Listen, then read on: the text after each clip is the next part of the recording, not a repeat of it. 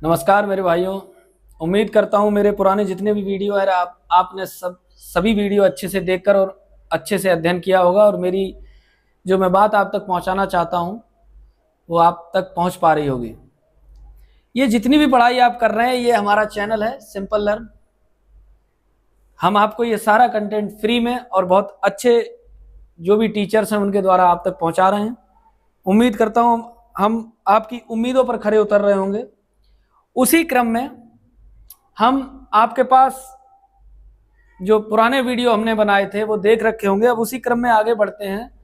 तो अब आपका चैप्टर चालू होगा दर्पणों द्वारा प्रतिबिंब का बनना।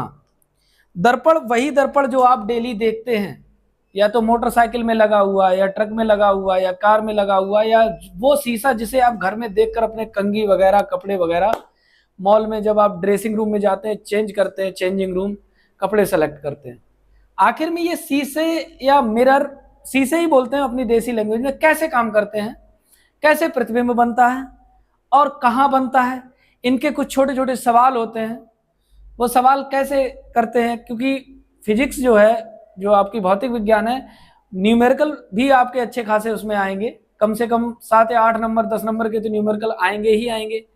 तो उस हिसाब से सारी तैयारी लेके हम चलेंगे, क्योंकि तैयारी हम बोर्ड की कर रहे हैं, को एक भी नंबर कम ना रह जाए, उस हिसाब से हम यहाँ पर तैयारी लेकर चल रहे हैं। चलिए समय ज्यादा व्यर्थ ना करते हुए दर्पणों द्वारा प्रतिबिंब का बनना। तो दर्पण 3 प्रकार के होते हैं, हमने पहले ही बताया था। समतल दर्पण, उसके बाद अवतल दर्पण, ठीक है, उसके बाद उत्तल दर्पण। मैं सबके नामों से ही परिचित आप हो गए होंगे। सम जिसका तल समान हो, समतल दर्पण। अब जिसका तल झुका हुआ हो, अवतल दर्पण। और उत्तल जिसका तल उभरा हुआ हो, उत्तल दर्पण। नाम में बहुत कुछ छुपा है, हमने पहले ही बताया था। ये 3 दर्पण हैं। आज हम थोड़ा सा समतल दर्पण के बारे में हमने डिस्कशन नहीं किया था, क्योंकि बहुत मतलब कठिन नहीं, ये चीज बहुत सिंपल है। इसलिए हमने इसको सोचा था कि बाद में जैसे ही दर्पणों द्वारा प्रतिबिंब बनेंगे वैसे ही हम समझाएंगे, क्योंकि इसकी 2 ही कंडीशन है और आराम से। तो सबसे पहले समतल दर्पण द्वारा प्रतिबिंब का बनना। तो मेरे भाइयों सुनिए, वही समतल दर्पण जो आप डेली घर में देखते हैं, मैंने बताया। आप देखिएगा वो शीशा जो प्लास्टिक में फंसा हुआ होता है, या आपने टूटा हो तो देखना, पीछे एक रेड कलर की पॉलिश होती है। ये जो पॉलिश होती है उसी कलर की पॉलिश होती है। जिस पॉलिश का जिक्र हम पिछले 4 दिन से कर रहे हैं, 4 जितने भी चैप्टर आपने पढ़े हैं, ये उसी पॉलिश की बात होती है। ये उसी टाइप की पॉलिश हर दर्पण पे आपको मिलेगी, ठीक है ना। जिसने ना देखा हो, प्लास्टिक वाला शीशा अपने घर पर खोल कर देख लें, या जिसका टूटा हुआ हो, या जिसने कहीं भी नजर मारेगा, ये इस तरीके का। चूंकि मैंने बताया ना समतल दर्पण, तो ये समान तल है, एक समान तल है इसको, तो इसको M1 M2 नाम दे दीजिए, ठीक है। अब मान लो कोई वस्तु यहां रखी है, ठीक है, कोई वस्तु यहां रखी है, तो ये समतल दर्पण पर जो लंबवत किरण पड़ती है प्रकाश की, वो उसी दिशा से वापस लौट जाती है। क्लियर। और जो जिस एंगल पे पड़ती है, वो हमने परावर्तन का नियम आपको बताया था, उसी दिशा से वापस निकल। मान लो ये यहां से ऐसे आई, ये किरण ऐसे आई, तो ये परावर्तन के पश्चात ये निकल गई, ठीक है। मान लो ये कोई वस्तु यहां पर रखी है ए, यहां से इसकी किरण गई, ये यहां चलेगी, यहां चलेगी। तो अब भैया प्रतिबिंब कहां बनेगा? सबसे कठिन तो बात यही है कि ये सर कैसे, मुझे भी समस्याएं होती थी जब मैं पढ़ता था, कि इतनी सारी कहानी सब बता रहे हैं, लेकिन ये प्रतिबिंब बनते कहाँ हैं, कहाँ बनते हैं, कैसे बनते हैं। तो मैं बताता हूं, आप जिम में जाइए, या किसी बड़े ऐसा शीशा लीजिए जो ऊपर से लेकर नीचे तक दीवार तक लगा हो, और फिर उसे आप हम लोग क्या करते हैं, सिर्फ चेहरा चेहरा देखते हैं। तो उसमें क्या होता है कि चेहरा चेहरा जब देखते हैं तो सिर्फ ऊपर ऊपर का दिखाई देता, पता ही नहीं चलता कि आखिर में ये क्या हो रहा है। जो मैं ये कंडीशन समझाने की कोशिश कर रहा हूं, आप पूरा शीशा लगाओ, उसमें देखिएगा। आप जहां पे शीशा लगा होगा, आपको खुद महसूस होगा कि जो प्रतिबिंब आपका उसमें जो छाया आपकी बन रही वो शीशे से कुछ अंदर महसूस होगी, आपको शीशे में ही अंदर महसूस होगी। और जितना आप ऐसे बढ़ेंगे प्रतिबिंब भी पीछे बढ़ता चला जाएगा, जितना आप आगे बढ़ेंगे प्रतिबिंब भी उसमें जो बन रहा है वो आगे बढ़ता चला आएगा। समझ में आया? तो अब ये बनता कहां है, क्योंकि ये भाई कहीं मिलेंगे ही नहीं, तो हम इनको आगे बढ़ाएंगे, आगे बढ़ाएंगे, ये बढ़ाए ऐसे ऐसे, और चूंकि ये परावर्तित उधर होगी तो हम इसको भी इधर बढ़ाएंगे। ठीक है, ये ऐसे ऐसे ऐसे ऐसे, और ये टकरा गया भाई, तो ये जो प्रतिबिंब बनेगा ना, ए डैश कह लो या ए ही ए डैश ही कह लो, ए वस्तु का ए डैश प्रतिबिंब बना, तो ये प्रतिबिंब आपका यहां बनेगा। ये चूंकि हमने परावर्तन आपको बताया था तो यहां पर एक अभिलंब भी होगा, ऐसा नहीं है। ठीक है, ये अभिलंब का काम करेगा। ये आपतन कोण और परावर्तन कोण बराबर होंगे, आई और आर। ठीक है, हालांकि इसमें आई आर नहीं होंगे, वो तो हमने आपको समझाया था, इसके कुछ मान होंगे।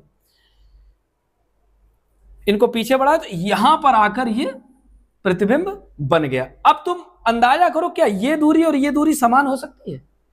जी हां, ये दूरी और ये दूरी हमेशा समान होगी। जितनी दूरी पर दर्पण से वस्तु रखी होगी, प्रतिबिंब भी दर्पण से उतनी ही दूरी पर बनेगा। समझ में आया मेरी बात? ठीक है ना? ये किस पर बात चल रही है? समतल दर्पण पर, समतल दर्पण के द्वारा प्रतिबिंब बनने की बात चल रही है। ठीक है, चूंकि ये किरणें हमने डॉटेड डॉटेड आगे बढ़ाई, इसका मतलब इसका प्रतिबिंब कैसा होगा? आभासी होगा। सबसे बड़ी बात ध्यान रखना, ऐसी डॉटेड लाइनें किसी भी फिगर में मिल रही हो, आपको कॉपी में लिखा हो या कोई दिखाए और कहे कि बताइए कौन सा प्रतिबिंब कैसा बन रहा है, भैया आभासी है या वास्तविक है, तो जैसे ये डॉटेड दिखाई दे तुरंत बिना सोचे समझे भैया आभासी है, क्योंकि ये डॉटेड का मतलब ही आभासी होता है। अब ये बनेगा कैसा? तो याद रखिए, आभासी प्रतिबिंब ज्यादातर सीधे ही बनते हैं, तो ये सीधा होगा। अब ये सीधे उल्टे का खेल है, क्या खेल है? ये अभी थोड़ा थोड़ा जैसे आगे बढ़ेंगे सारी चीजें क्लियर होती चली जाएंगी। ठीक है, अच्छा आभासी हो गया कि ठीक है, सीधा बनेगा मतलब अगर हम सीधे खड़े हैं तो हमको शीशे में भी हम सीधे ही दिखाई देंगे। ठीक है, अब सीधा हो गया, कितना बड़ा बनेगा? तो भैया ये वस्तु के बराबर ही बनेगा। ये जो वस्तु होगी वस्तु के समान लंबाई चौड़ाई के बनेगा। ठीक है, खत्म समतल दर्पण। इसकी फोकस दूरी, इसकी जो फोकस दूरी होती है वो अनंत होती है। ये और एक इंपॉर्टेंट पॉइंट था, खत्म समतल दर्पण। अब इसको लिखना कैसे है वो मैं बताता हूं, ये इतना समझ लीजिएगा। वीडियो को अगर एक बार में आ जाए समझ में तो ठीक, नहीं तो पुराना फिर थोड़ा सा पीछे करके दोबारा देख। इस फिगर को समझना बहुत जरूरी है। ठीक है, ध्यान रखना। अब इसके बारे की जो मतलब इसको जो हम एक्सप्लेन करेंगे प्रतिबिंब कैसे बन रहा था, वो हम अभी लिखकर बता रहे हैं यहां पर आपको।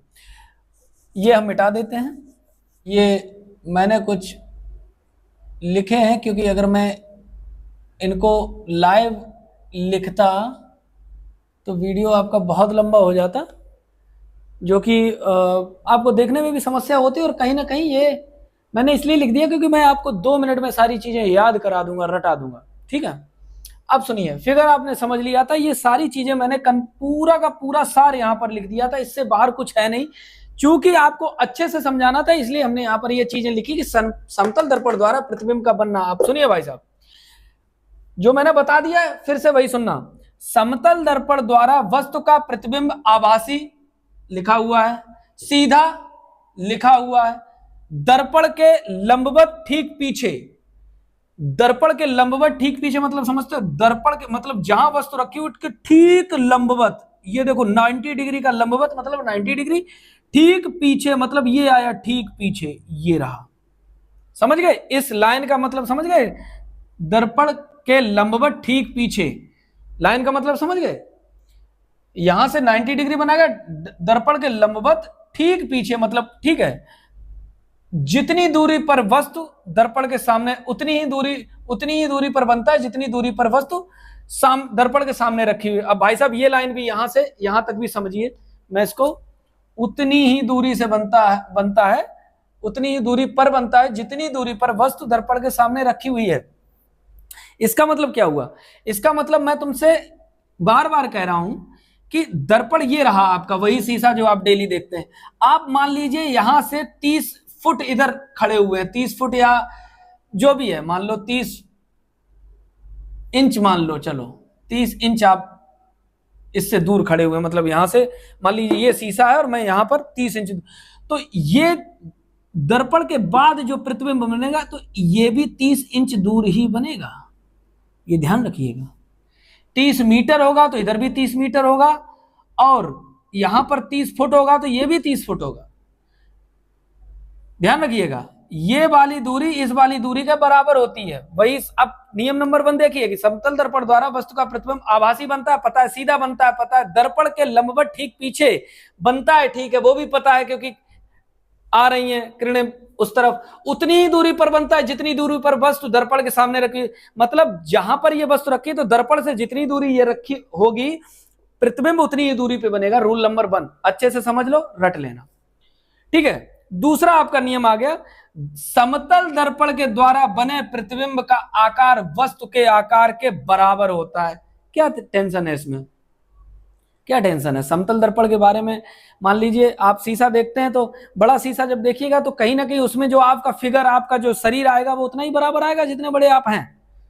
तो बस वही लिखा हुआ है कि समतल दर्पण के द्वारा बने प्रतिबिंब का आकार वस्तु के आकार के बराबर होता है। बहुत ही सिंपल, ठीक है। अब इसमें एक चीज है, एक चीज हमेशा याद रखना, यहां पर एक चीज हम अभी लिख देंगे, समझ लो कि अगर तुम समतल दर्पण के सामने खड़े हुए हो, ऐसे ये रहा समतल दर्पण मान लो, तो आप अगर आगे बढ़ेंगे तो उस शीशे में भी आपका जो प्रतिबिंब होगा वो भी आगे बढ़ेगा। आप अगर पीछे बढ़ेंगे तो उस शीशे में देखोगे जैसे ही वस्तु आगे पीछे होगी तो वो आपका प्रतिबिंब भी आगे पीछे होगा, ठीक। अब होगा कैसे? होगा ऐसे, यहां पर नोट लिख लो, मैं लिखना भूल गया, चलो कोई बात नहीं, एक्सप्लेन कर दूंगा, 1 मिनट का वीडियो लंबा हो जाएगा। कि जितने वेग से आप, देसी भाषा लिख रहा हूं मैं, इसको अपने शब्दों में लिख रहे हैं, जितने वेग से आप आगे पीछे होंगे, आगे पीछे होंगे, उससे 2 गुनी या 2 गुना वेग से वस्तु आगे पीछे होगी। सॉरी, वस्तु नहीं, प्रतिबिंब, उतने वेग से प्रतिबिंब आगे पीछे होगा, प्रतिबिंब आगे पीछे होगा। ये बहुत इंपॉर्टेंट चीज थी जो छूट गई थी, मुझे याद आ गई, मैंने आपको बता दिया कि पहले तो समतल दर्पण में आपका जो आकार है वो उसी आकार का प्रतिबिंब बनेगा, लेकिन अगर आप आगे पीछे हो रहे हैं तो उसमें भी हो रहे होंगे आगे पीछे, लेकिन कितनी तेजी से हो रहे होंगे। अगर आप मान लो 20 मीटर प्रति सेकंड से इधर भाग रहे हैं दर्पण की तरफ, तो दर्पण में जो आपका प्रतिबिंब होगा 2 गुनी तेजी से आपकी तरफ आएगा, यानी कि 40 मीटर प्रति सेकंड। याद रखना, 2 गुनी। अगर आप 10 मीटर की तरफ से भाग रहे होंगे दर्पण की तरफ, जो आपका प्रतिबिंब होगा वो आपकी तरफ कितनी तेजी से भाग रहा होगा? 20। अगर आप 5 मीटर प्रति सेकंड की तरफ भाग रहे होंगे तो वो कितनी तेजी से आएगा? दुगनी तेजी से, यानी कि 10 मीटर। एक इंपॉर्टेंट चीज है, बहुत छोटी सी, मैंने बता दिया। ये दूसरा नंबर रूल आपको पता ही था कि समतल दर्पण के द्वारा बने प्रतिबिंब का आकार वस्तु के आकार के बराबर होता है। यहां पर जो मैंने लिख रखा है कि समतल दर्पण की फोकस दूरी अनंत होती है, मतलब जब आप समझिए कोई कर्व नहीं है, ना उत्तल है ना अवतल है, तो जाहिर सी बात है जब बिल्कुल सीधा है तो समतल दर्पण की जो फोकस दूरी है, आप चले जाइए कहीं भी, अनंत रहेगी, ठीक है।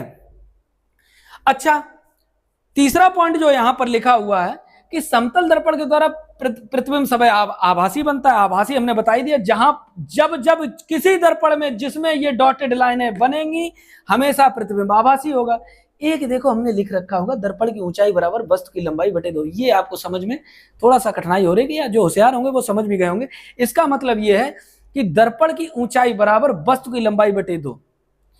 मतलब कि हमें अपना पूरा शरीर देखने के लिए कितने बड़े दर्पण की आवश्यकता है। तो मेरी लंबाई है भैया 5.5 फुट, मैं इसे 6 मान लेता हूं आपके सामने, 6 फुट, ठीक है। तो हमें पूरा अपना शरीर देखने के लिए कितने फुट का शीशा चाहिए होगा?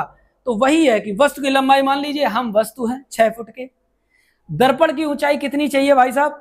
तो मेरी है 6 फुट बटे 2 कर दो, आएगी 3 फुट। यानी कि हम अपना पूरा शरीर देखने के लिए हमें 3 फुट का शीशा दीवार पे चिपकाना होगा, ठीक।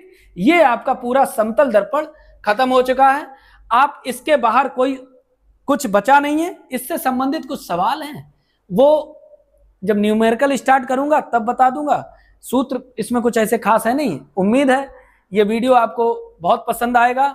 आप लाइक करिए, सब्सक्राइब करिए हमारे चैनल को बहुत अच्छे से, और अपने दोस्तों अपने रिश्तेदारों को साझा करिए जो आपके समकक्ष पढ़ाई कर रहे हो, और हमें अपना प्यार देते रहिए। कमेंट भी करिए ताकि हम अपने आप में सुधार कर सकें। धन्यवाद।